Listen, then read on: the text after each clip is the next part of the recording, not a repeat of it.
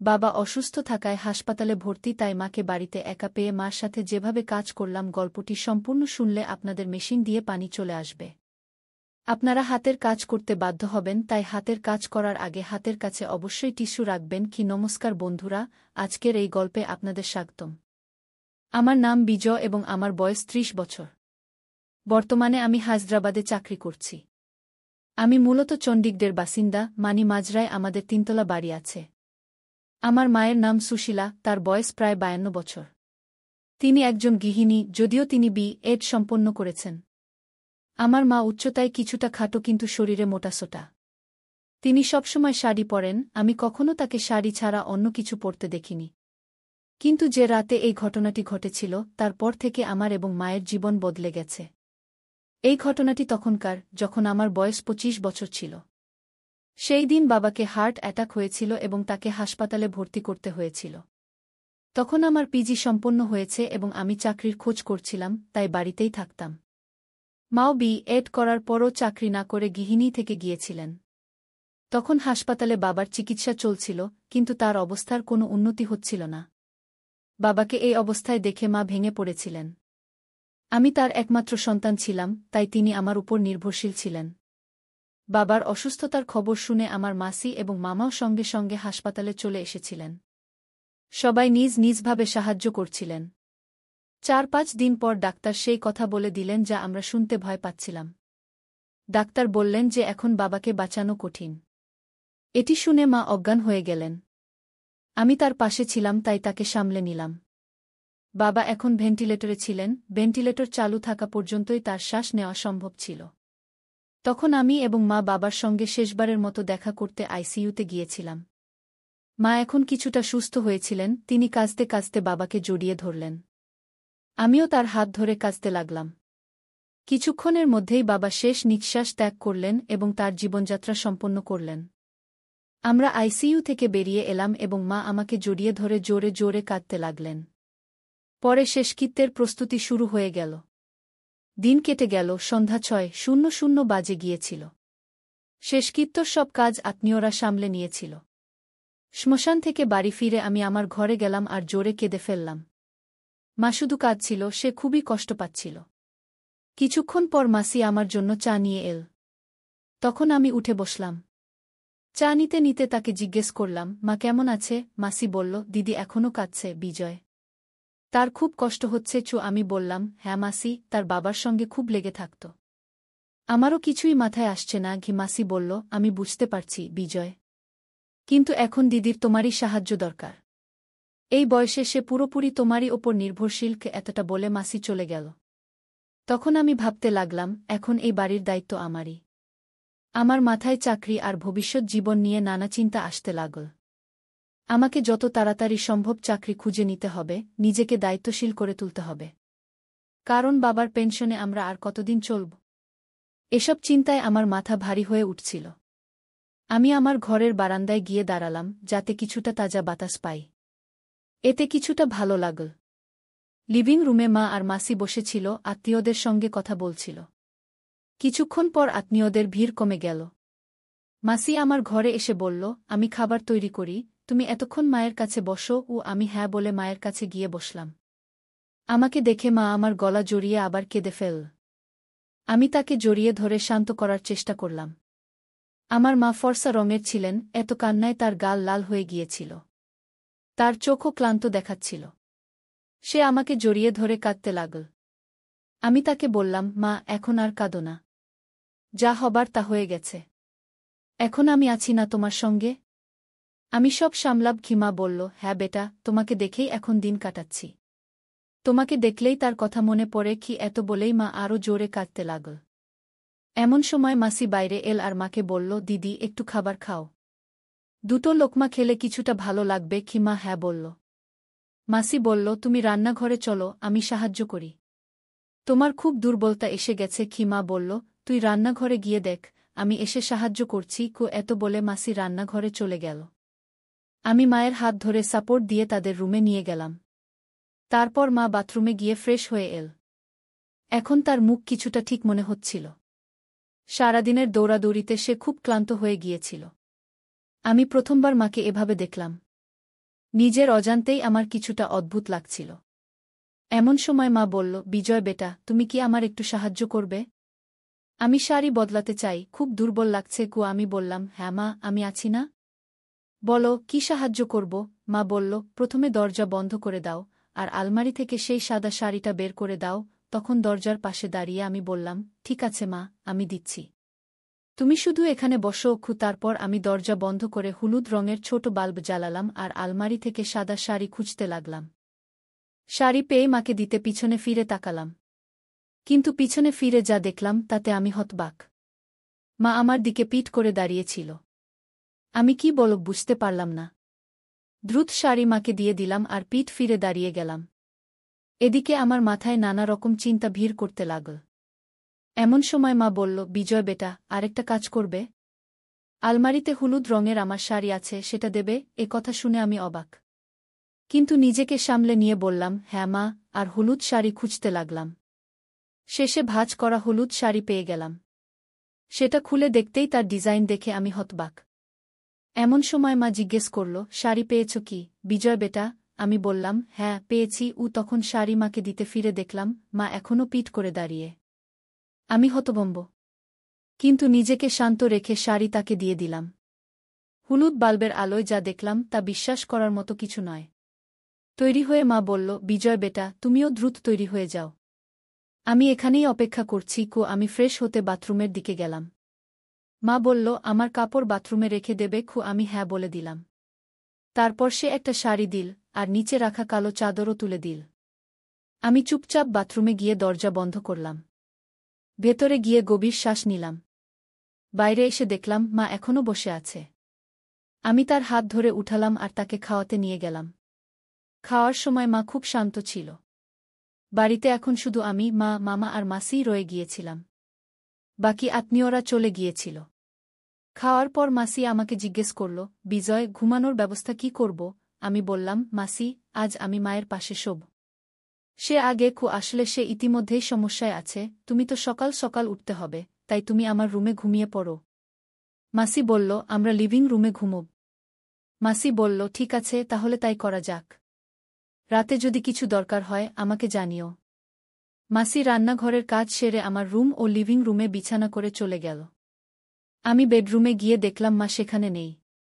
আমি দরজা বন্ধ করে কাপড় বদলাতে শুরু করলাম। যেই আমি শার্ট ও জিন্স খুলে নাইট ড্রেস খুঁজতে লাগলাম, অমনি বেডরুমের লাইট জ্বলে উঠল। পিছনে ফিরে দেখলাম মা ভিতরে চলে এসেছেন। তিনি চুপচাপ লাইট জ্বালিয়েছিলেন। আমি মেজাজ হালকা করতে জিজ্ঞেস করলাম, মা, আমি নিচে ঘুমোব, তুমি আরামে ঘুমিয়ে পড়ো। মা বললেন, বিজয়, আমার মনে হচ্ছে না আজ ঘুম আসবে। তুমি এখানেই আমার পাশে ঘুমাও। তারপর আমি ফ্যান চালিয়ে দেখলাম বেডরুমে শুধু একটি কম্বল আছে। আমি বললাম, মা, আমি আমার রুম থেকে কম্বল নিয়ে আসি। মা বললেন, বিজয়, মাসি ঘুমিয়ে পড়েছেন। আজকের জন্য এই কম্বলই ঠিক আছে। তারপর আমি এভাবে চালু করে দিলাম, বেডরুমের দরজা একটু বন্ধ করলাম এবং রুমের সব লাইট বন্ধ করে শুধু ডিম হলুদ আলোর বাল্ব জ্বালিয়ে বিছানায় চলে এলাম। তারপর মা মশারি টাঙিয়ে কম্বল গায়ে দিলেন এবং আমার দিকে পিঠ ফিরে ঘুমিয়ে পড়লেন। আমিও কম্বলে ঢুকে ছাদের দিকে তাকিয়ে শুয়ে রইলাম। এখন এসির কারণে রুমে ঠান্ডা অনুভূত হচ্ছিল। কিছুক্ষণ পর আমি মায়ের কান্নার আওয়াজ শুনতে পেলাম।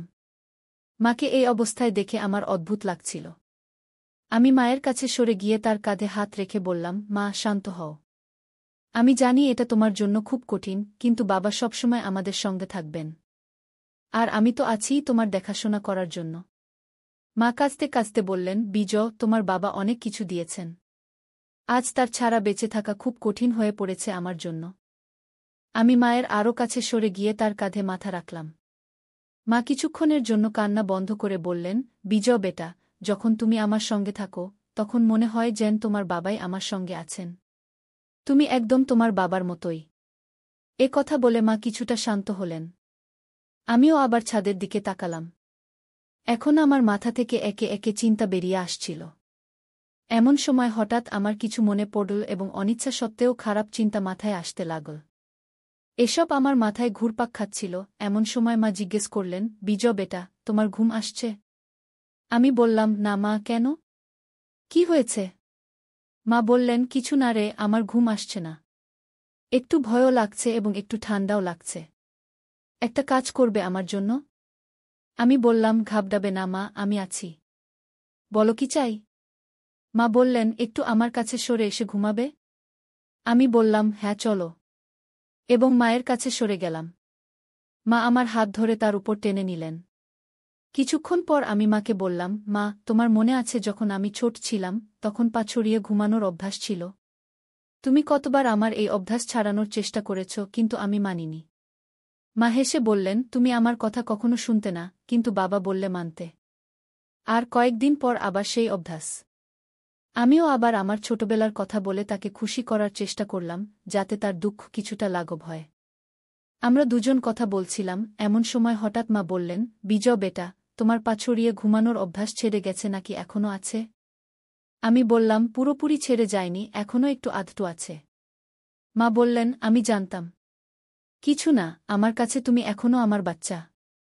যদি ভালো লাগে তুমি সেভাবেই ঘুমাতে পারো। এ কথা বলে মা আমার মাথায় হাত বুলালেন। এ কথা শুনে আমি মনে মনে খুশি হলাম এবং ভাবতে লাগলাম, এসব কি হচ্ছে?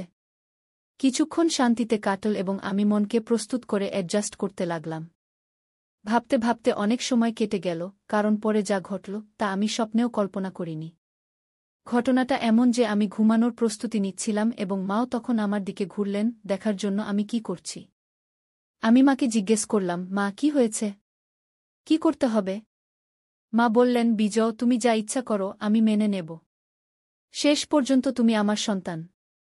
এ কথা বলে মা আমার মাথায় হাত বুলানো শুরু করলেন। আমি একটু বাইরে এসে জিজ্ঞেস করলাম, কি হয়েছে মা? তুমি ঠিক আছো? ভালো লাগছে তোমাকে? মা আমার চুল জোরে ধরে বললেন, তোমার বাবাও এমনই বলতেন। এ কথা শুনে আমারও জোশ চলে এল।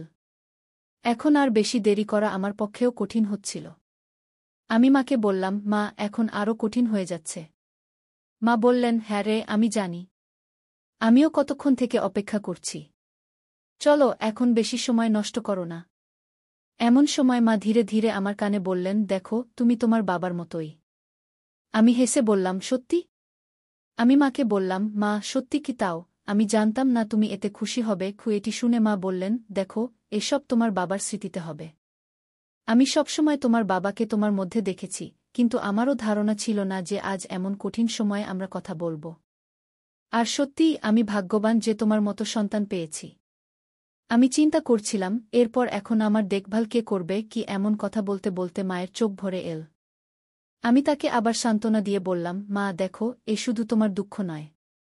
এখন তোমার আর চিন্তা করার দরকার নেই। আমি তোমাকে কখনো একা ছাড়ব না। গিয়ে এবার মা আমার কাঁধে মাথা রেখে কাঁদতে লাগলেন। আমি তার অশ্রু মুছে দিয়ে বললাম, মা, আমি জানি বাবা আমাদের কখনো কোনো কিছুর অভাব হতে দেননি। কিন্তু যদি কখনো তোমার কিছু দরকার হয় তাহলে কোনো দ্বিধা না করে আমাকে বলবে। এখন আমাদের দুজনের মধ্যে কোনো কিছু লুকানোর কোনো কারণ নেই। এটি শুনে মা বললেন, তুমি যখন আমার সাথে থাকো তখন আমাকে আগের মতোই ডাকো। তোমার মুখে আমার নাম শুনতে ভালো লাগে। আমি বললাম, হ্যাঁ মা, আমার প্রিয় মা। আমরা দুজন এখন উঠে বসে গেলাম। মায়ের মুখে এক অন্যরকম উজ্জ্বলতা ফুটে উঠল, যেন তিনি একটি বড় চাপ থেকে মুক্তি পেয়েছেন। মুখ দেখে মনে হচ্ছিল তিনি খুব খুশি। তখন সকালের 1:00টা বেজে গিয়েছিল। মা উঠে ব্রাশ করতে লাগলেন। আমি ঘুমানোর প্রস্তুতি নিচ্ছিলাম, তখনই মা বললেন, তোমার সাথে ঘুমাতে ভালো লাগে? আমি হেসে বললাম, আমাকেও। তখন আমরা দুজন আবার একই কম্বলে জড়িয়ে গেলাম এবং আলো নিভিয়ে দিলাম। কখন ঘুমিয়ে পড়লাম তা টেরই পাইনি। সকালে যখন জেগে উঠলাম তখন 1:00 বাজে গেছে। আমি ঘরে একা ছিলাম। আমি কাপড় পরে ব্রাশ করে বেডরুম থেকে বেরিয়ে এলাম। মা, মাসি এবং বাকি অতিথিরা চা পান করছিলেন। আমাকে দেখে মা বললেন, বিজয়, উঠে এসো, চা নাও। আমি হ্যাঁ বলে মায়ের কাছ থেকে চা নিলাম। ঠিক তখনই দরজার ঘণ্টা বাজল। মাসি গিয়ে দরজা খুললেন। সেখানে আমার দাদি, অর্থাৎ বাবার মা দাঁড়িয়েছিলেন। আমার দাদি জাপানে চাচার কাছে থাকতেন। দাদা চলে যাওয়ার পর চাচা তাকে নিজের সাথে নিয়ে গিয়েছিলেন। বাবা হঠাৎ মারা যাওয়ায় তিনি তাড়াতাড়ি আসতে পারেননি। দাদি বাড়িতে ঢুকেই জোরে জোরে কাঁদতে শুরু করলেন। মাও তাকে জড়িয়ে ধরে কাঁদতে লাগলেন। আমার দাদির নাম ছিল সাবিতা। আমি তাকে ছোটবেলায় দেখেছিলাম। দাদা চলে যাওয়ার পর চাচা তাকে তাড়াতাড়ি নিজের সাথে নিয়ে গিয়েছিলেন। আমি অনেক বছর পর দাদিকে দেখছিলাম। দাদি অনেক বদলে গিয়েছিলেন। তার জীবনযাপন, কথা বলার ভঙ্গি সবই জাপানের মতো হয়ে গিয়েছিল। আমাকে দেখে দাদি স্নেহে আমার মুখে হাত বুলালেন এবং আমাকে জড়িয়ে ধরে কাঁদতে লাগলেন। আমি দাদিকে সান্ত্বনা দিচ্ছিলাম। পরের 1 থেকে 2 দিন শুধুই ব্যস্ততায় কেটে গেল। এখন দাদি চলে এসেছিলেন, তাই আমার এবং মায়ের জন্য বেশি সময় পাওয়া যাচ্ছিল না। রাতেও দাদি মায়ের সাথে ঘুমাতেন, তাই আমাদের একসাথে থাকার সুযোগ হচ্ছিল না। আমরা কথা বলতাম, কিন্তু চুপি চুপি, তাতেও এক অন্যরকম মজা ছিল। যখন সময় পেতাম তখন কথা বলতাম, কিন্তু এমন সুযোগ খুব কমই পেতাম। এখন বাবা চলে যাওয়ার 1 মাস হয়ে গিয়েছিল। দাদি তখনও বাড়িতেই ছিলেন। আত্মীয়স্বজনদের দেখা করতে আসাও কমে গিয়েছিল। মাসিও 1-2 দিনের মধ্যে নিজের বাড়ি চলে যাবেন। বাড়ির সব কাজ ধীরে ধীরে স্বাভাবিক হয়ে আসছিল। মাঝে মাঝে কোনো আত্মীয়ের ফোন আসত বা কেউ দেখা করতে আসত, আর তখন পুরনো স্মৃতি তাজা করে কান্না শুরু হয়ে যেত। একদিন দাদি বললেন, বিজয় বেটা, তোমার সাথে কিছু কথা বলতে হবে। আমি বললাম, বলো দাদি। দাদি বললেন, আজ তোমার বাবা চলে যাওয়ার 1 মাস হয়ে গেল। তোমার মা এখনও সেই শোক থেকে বেরোতে পারেননি। তাই আমি বলছি, তুমি মাকে মামার বাড়ি শিবপুরে নিয়ে যাও। সেখানে কয়েকদিন থাকলে সুশীলার কিছুটা স্বস্তি হবে। সুশীলা আমার মায়ের নাম। আমি বললাম, হ্যাঁ দাদি, আপনি ঠিক বলেছেন। আমি মায়ের সাথে কথা বলব। দাদির কথা আমার কাছে ঠিক মনে হল। মা এবং আমারও এতদিন পর একসাথে সময় কাটানোর সুযোগ মিলত। তাই আমি তাড়াতাড়ি প্রস্তুত হলাম এবং মায়ের সাথে এই কথা বললাম। মাকেও এই কথা ঠিক মনে হল। তারপর আমি মামাকে ফোন করে আমাদের আসার পরিকল্পনা জানালাম। মামা এবং মামি দুজনেই উৎসাহিত হয়ে প্রস্তুত হলেন। পরের দিন আমাদের বের হতে হবে, তাই আমি এবং মা প্যাকিং শুরু করলাম। কিছু প্রয়োজনীয় কাপড় নিয়ে আমরা ব্যাগ প্রস্তুত করলাম। পরিকল্পনা ছিল যে আমি এবং মা ফ্লাইটে ভুবনেশ্বর যাব। সেখান থেকে মামা নিজের গাড়ি নিয়ে আসবেন এবং আমরা শিবপুর মামার গাড়িতে যাব। মনসুন শুরু হয়ে গিয়েছিল, তাই আমরা তাড়াতাড়ি বের হওয়ার সিদ্ধান্ত নিলাম। পরিকল্পনা অনুযায়ী আমরা চণ্ডীগড় থেকে ভুবনেশ্বরের ফ্লাইট ধরার জন্য প্রস্তুত হলাম। ফ্লাইটে বসেই মা আমার কাঁধ ধরে ঘুমিয়ে পড়লেন। কিন্তু আমি নিজেকে সংযত রাখলাম। চণ্ডীগড় থেকে ভুবনেশ্বরের ফ্লাইট প্রায় 2 ঘণ্টার। তাই আমরা দুপুর 1টায় ভুবনেশ্বর পৌঁছে গেলাম। আমরা ভুবনেশ্বর এয়ারপোর্টে নামতেই সেখানে তীব্র বৃষ্টি শুরু হয়ে গেল। এয়ারপোর্টে পৌঁছে আমি মামাকে ফোন করলাম, মামা, আপনি কোথায়? আমরা ভুবনেশ্বর এয়ারপোর্টে পৌঁছে গেছি, কিন্তু মামা তখনও ভুবনেশ্বর পৌঁছাননি। আমি এয়ারপোর্টে মোবাইল বন্ধ করতেই জানতে পারলাম যে ভুবনেশ্বরের উপকূলীয় অঞ্চলে ঘূর্ণিঝড় এসেছিল। তাই তীব্র বৃষ্টি হচ্ছিল এবং ভুবনেশ্বরের সব রাস্তা বন্ধ হয়ে গিয়েছিল। আমি মায়ের সাথে এই সব কথা শেয়ার করলাম এবং আমরা সিদ্ধান্ত নিলাম যে ঘূর্ণিঝড় এবং বৃষ্টি থামা পর্যন্ত আমরা ভুবনেশ্বরেই থাকব। আমি মামা এবং দাদিকেও এই খবর দিলাম। সবাই এই পরিস্থিতিতে অসহায় ছিল, তাই কারও কোনো অসুবিধা হল না। তারপর আমি এয়ারপোর্টের কাছেই একটি ভালো 5 স্টার হোটেলে রুম বুক করলাম। সেখানে অন্য কোনো রুম পাওয়া না যাওয়ায় আমাদের 5 স্টার হোটেলের একটি ব্যালকনি যুক্ত রুমই বুক করতে হল। এই পরিস্থিতিতে আমরা দুজনেই খুশি ছিলাম, কারণ আমরা যতটা সময় চেয়েছিলাম ততটা সময় পেয়ে গিয়েছিলাম। এবং নিশ্চিতভাবেই কেউ জানত না। আমরা দুজনেই তখন যে কোনো ক্যাব পেয়ে গেলাম, তা বুক করে হোটেলে পৌঁছে গেলাম। সেখানে চেক ইন কাউন্টারে আমরা দুজনেই চেক ইন করছিলাম। আমি আমার নামে রুম বুক করেছিলাম, তাই আমি আমার ডকুমেন্ট দিলাম। ঠিক তখনই রিসেপশনিস্ট বলল, স্যার, আমাদের ম্যাডামেরও ডেটা চাই সিস্টেমে যোগ করার জন্য। আমি হ্যাঁ বলে মায়ের ডেটা দেওয়ার কথা ভাবছিলাম, তখনই মা এগিয়ে এসে নিজেই বলতে শুরু করলেন। মা বললেন, হ্যাঁ মিস সুশীলা পাটকর। মায়ের এই উত্তর শুনে আমি হতবাক হয়ে গেলাম। রিসেপশনিস্ট অপশন এবং রিলেশনশিপ জিজ্ঞাসা করলে মা বললেন, মিসেস এখন আমি। মায়ের মা বড় চোখে তাকালেন, আমাকে হালকাভাবে দেখে হাসলেন। আমি সব বুঝে গেলাম এবং আমরা দুজনই রুমে চলে গেলাম। রুমে ঢুকেই আমি দরজা বন্ধ করলাম। আমার ওয়াশরুমে যাওয়া দরকার ছিল, ভ্রমণ আর দৌড়াদৌড়িতে সময় পাইনি। তখন আমি মাকে একটু সরিয়ে বললাম, সুশীলা জি, শুধু 2 মিনিট, আমি এখনই আসছি। আমি তাকে একটু সরিয়ে দিলাম, কিন্তু সে সরে যাচ্ছিল না। তখন আমি নিজেই একটু সরে গেলাম। মা তখন বললেন, বিজয় বেটা, থামার দরকার নেই।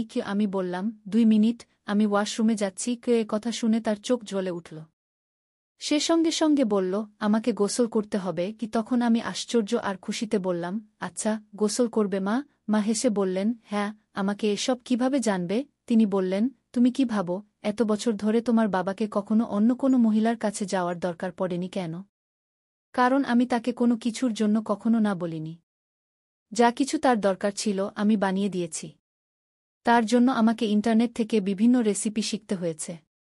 কিন্তু তখনই আমি এসব নতুন জিনিসের কথা জানতে পেরেছি। তখন আমি আশ্চর্য হয়ে বললাম, সত্যি মা? মা বললেন, হ্যাঁ সত্যি আমরা খুব ক্লান্ত ছিলাম, তাই দুজনেই ঘুমিয়ে পড়লাম।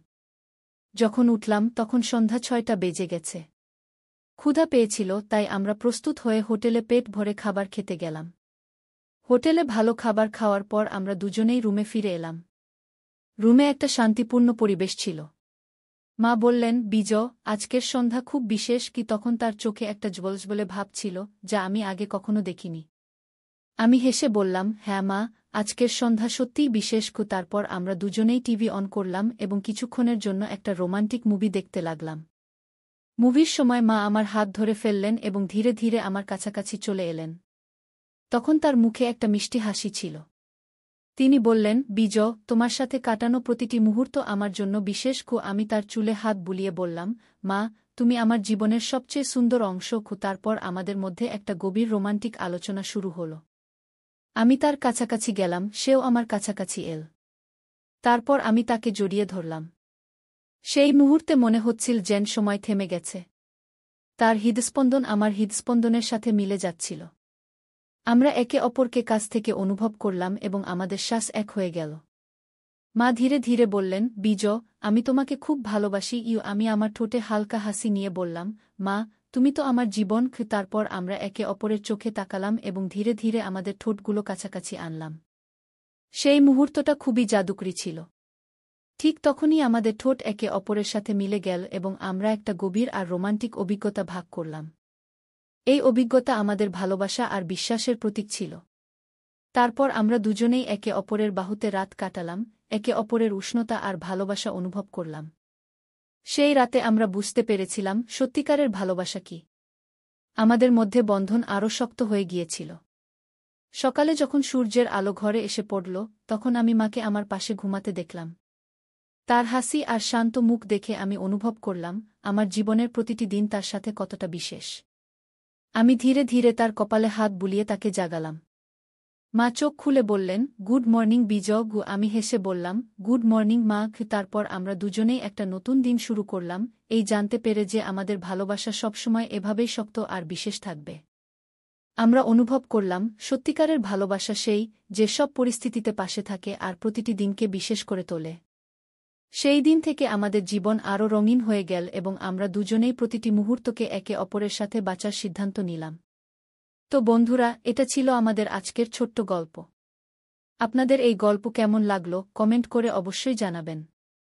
যদি গল্পটা ভালো লেগে থাকে তাহলে লাইক করুন এবং আপনার বন্ধুদের সাথে শেয়ার করুন। এ ধরনের আরও রোমাঞ্চকর গল্পের জন্য আমাদের চ্যানেল সাবস্ক্রাইব করুন এবং বেল আইকন টিপতে ভুলবেন না, যাতে আপনি আমাদের কোনো গল্প মিস না করেন। ধন্যবাদ।